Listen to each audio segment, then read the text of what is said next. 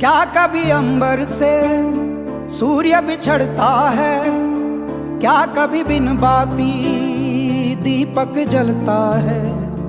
क्या कभी अंबर से सूर्य बिछड़ता है, क्या कभी बिन बाती दीपक जलता है। कैसी है ये अनहोनी हर आँख हुई रंग, छोड़ गया जो तू कैसे जिएंगे हम। तू ही किनारा, तू ही सहारा, तू जग सारा, तू ही हमारा सूरज, तू ही तारा। जय जयकारा, जय जयकारा, स्वामी देना साथ हमारा। जय जयकारा, जय जयकारा, स्वामी देना साथ हमारा।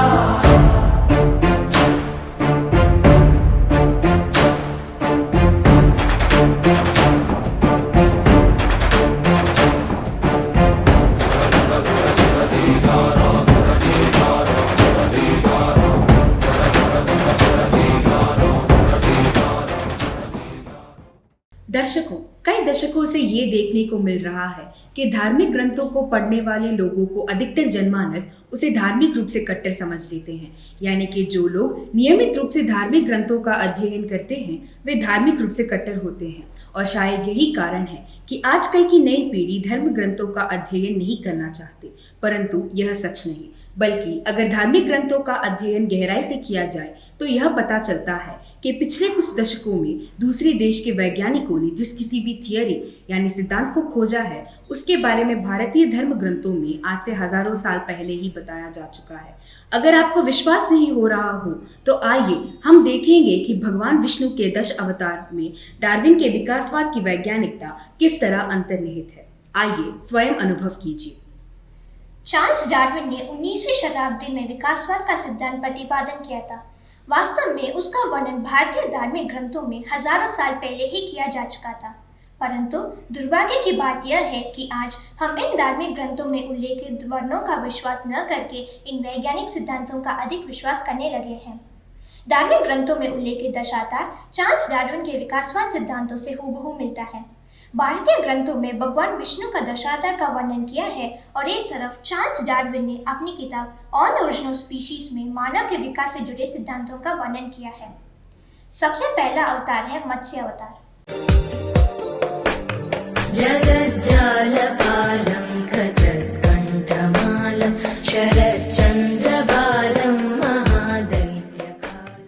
इस अवतार में भगवान विष्णु जी मछली के अवतार में अवतरित हुए थे, जो यह दर्शाता है कि सृष्टि के आरंभ में जीवन की उत्पत्ति जल से ही हुई थी।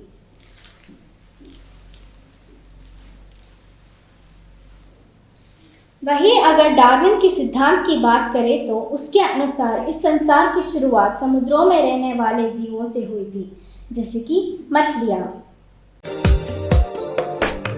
जगज्जालपालं खचत्कण्ठमालं शरच्चन्द्रबालं महादैत्यकालं। पुराणों के अनुसार यह भगवान विष्णु जी का दूसरा अवतार माना जाता है, जिसमें वे कछुए के रूप में अवतरित हुए थे। जैसा कि हम सभी जानते हैं, कछुआ जल और थल दोनों स्थानों में रहने के लिए अनुकूलित होता है। विकासवाद में भी उन्होंने यह बताया है कि विकास के दूसरे चरण में प्राणी ने जल से निकलकर पृथ्वी पर चलना शुरू किया और वह उभयचर कहलाया।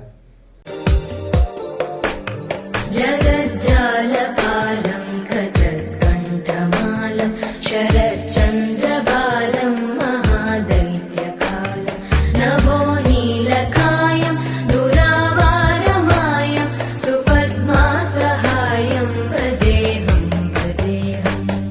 भारतीय ग्रंथों के अनुसार जब दैत्य हिरण्याक्ष ने पृथ्वी को समुद्र में छिपा दिया था, तब भगवान विष्णु ने वराह रूप में उसे वध करके पृथ्वी को लेकर आए थे। जबकि विकासवाद में भी यह दर्शाता है कि विकास के इस तीसरे क्रम में मानव पृथ्वी पर रहने के अनुकूल बन चुका था। ठीक इसी तरह डार्विन का भी यह मानना है कि विकास के इस तीसरे चरण में जीव उभयचर से विकसित होकर पूर्ण रूप से भूमि पर रहना शुरू कर दिया था।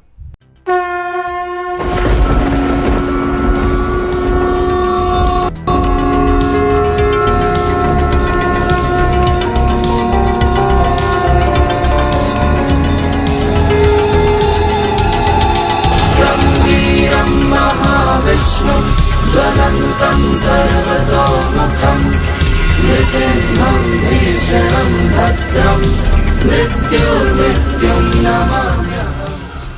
यह भगवान विष्णु का चौथा अवतार है। इस अवतार में भगवान विष्णु ने हिरण्यकशिपु का वध कर अपने परम भक्त प्रहलाद की रक्षा की थी। यह भगवान का वह रूप था जिसमें वे आधा पशु और आधा मनुष्य का रूप धारण किया था, यानी कि विकास के चौथे चरण में जीवन जानवर से मनुष्य के रूप में परिवर्तित हो रहा था और डार्विन के सिद्धांत के अनुसार भी जीव अपने विकास के चौथे चरण में पशु रूप से आगे बढ़कर मनुष्य के रूप में विकसित हो रहे थे।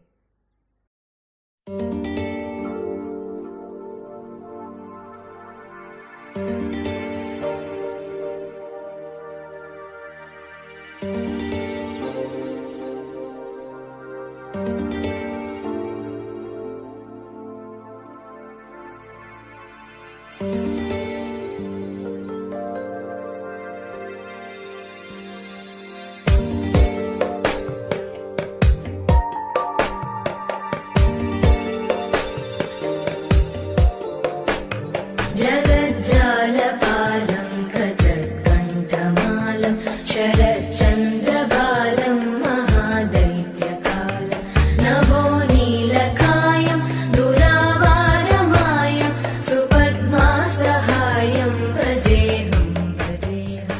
भगवान विष्णु ने 5वां अवतार असुरों के राजा बलि का वध करके उसके अहंकार को तोड़ने को लिया था। इस अवतार में भगवान का आकार भौना था, जो यह दर्शाता है कि विकास के इस चरण में मनुष्य की बुद्धि धीरे धीरे विकसित होने लगी थी। वहीं डार्विन के सिद्धांत के अनुसार भी मनुष्य ने विकास के 5वें चरण में विकसित होना प्रारंभ किया था, परंतु उनका पूर्ण विकास नहीं हुआ था। तो यह भी मान सकते हैं कि डार्विन का मतलब मनुष्य के बौने रूप से था।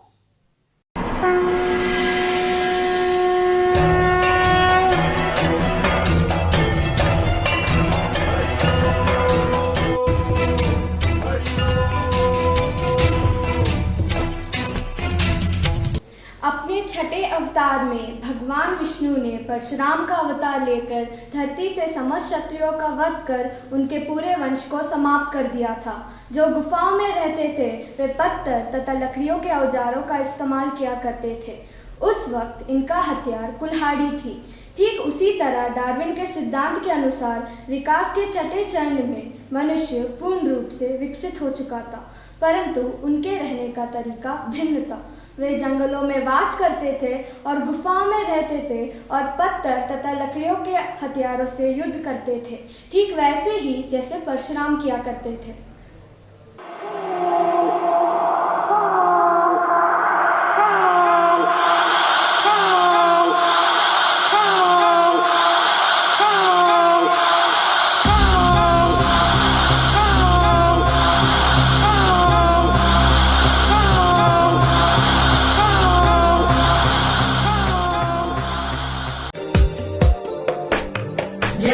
जगज्जालपालं खचत्कण्ठमालं शरच्चन्द्रबालं महादैत्यकालं नभोनीलकायं दुरावारमायं सुपद्मासहायं भजेऽहं।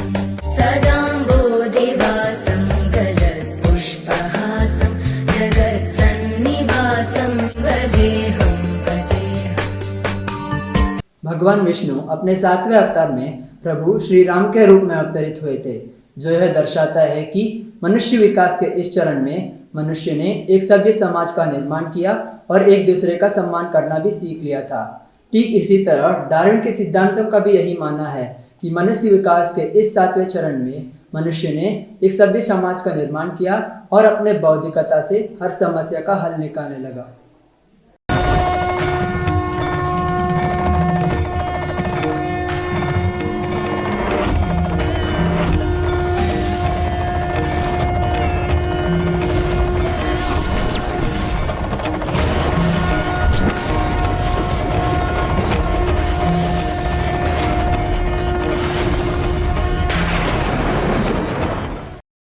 यदा यदा हि धर्मस्य ग्लानिर्भवति भारत अभ्युत्थानम् अधर्मस्य तदात्मानं सृजाम्यहम् परित्राणाय साधूनां विनाशाय च दुष्कृतां धर्म संस्थापनार्थाय संभवामि युगे युगे।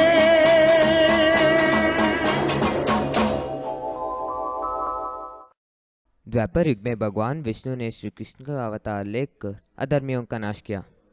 उन्हें धर्म अधर्म, जीवन मृत्यु, मोक्ष और कर्म हर विषय में ज्ञान था। वे राजनीति, कूटनीति, मित्रता व शत्रुता हर रिश्ते निभाने में परिपक्व थे। डार्विन के अनुसार भी मनुष्य अब तक अपने जीवन के वास्तविकता को समझने में सक्षम हो गया। बुद्धं शरणं गच्छामि, धम्मं शरणं गच्छामि, संघं शरणं गच्छामि। भगवान विष्णु का नवा अवतार बुद्धा को माना जाता है। यह माना जाता है कि इस अवतार में भगवान श्री विष्णु ने मनुष्यों को आध्यात्मिकता की ओर बढ़ाने के लिए प्रेरित किया और अपना अंतरात्मा को कैसे शुद्ध का मोक्ष प्राप्त कर सकते इस बारे में बताया। यह डार्विन का भी मानना है। डार्विन का सिद्धांत के अनुसार अब तक मनुष्य पूर्ण रूप से मानसिक विकास हो चुका है और वह अपने ज्ञान ग्रहण करने का पूरा क्षमता आ चुकी है। वह अज्ञान रूपी अंधकार को मिटने की ओर बढ़ रहा है। अहं विष्णोरवतारम् आदित्यं संहारम् कल्कि।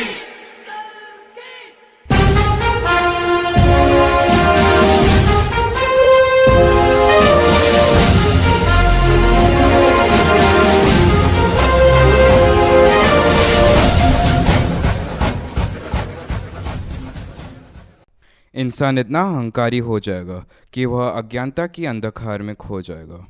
इसके अलावा के बिग बैंग सिद्धांत हमें यह भी बताता है कि यह ब्रह्मांड स्थिर नहीं है और एक ना एक दिन इसका विनाश निश्चित है, जिससे कि पुनः जीवन की शुरुआत एक नए सिरे से हो सके। पौराणिक ग्रंथों के अनुसार भगवान विष्णु का 10वां अवतार कल्कि अवतार के रूप में होगा। ऐसा माना जाता है कि दुनिया में पाप की सीमा पार होने पर दुष्टों का संहार करने के लिए भगवान विष्णु कल्कि अवतार में प्रकट होंगे। उसके बाद वे पूरी दुनिया को खत्म कर इस धरती पर फिर से जीवन का सृजन करेंगे। तो दर्शकों, आप समझ ही गए होंगे कि हम विनाश के अंतिम चरण पर आ पहुंचे हैं और पृथ्वी को नई सीढ़ी से शुरुआत करने का समय आ चुका है। इसीलिए जरूरी है कि हमें धर्म के मार्ग पर चलकर पृथ्वी को बचाना है। अंधाधुंध विकास के नाम पर पृथ्वी और प्रकृति से होने वाली छेड़छाड़ की परिणति हमें ग्लोबल वार्मिंग, भूकंप और सुनामी के रूप में देखने को मिलते हैं। इसीलिए जरूरी है कि हम समय रहते चेत जाए और पृथ्वी को बचाएं। आइए हम सब मिलकर पृथ्वी को बचाएंगे और जीवन का संचालन करेंगे। पर्यावरण संकट से निपटने के लिए वैश्विक स्तर पर व्यापक साझेदारी नीति बनाई है और दुनिया के कई देशों ने सकारात्मक कदम भी उठाए हैं। आइए हम सब मिलकर प्रण लें कि धरती को बचाएं और खुशहाल बनाएं। धरती माता अपने सभी बच्चों के साथ दल दल में जा रही है। प्रस्तुत समय में हम सबको चेत जाना चाहिए कि अपनी धरती माँ के साथ अपने परिवार और खुद को भी बचाना अनिवार्य है। आइए हम सब मिलकर धरती को खुशहाल बनाएं। धन्यवाद।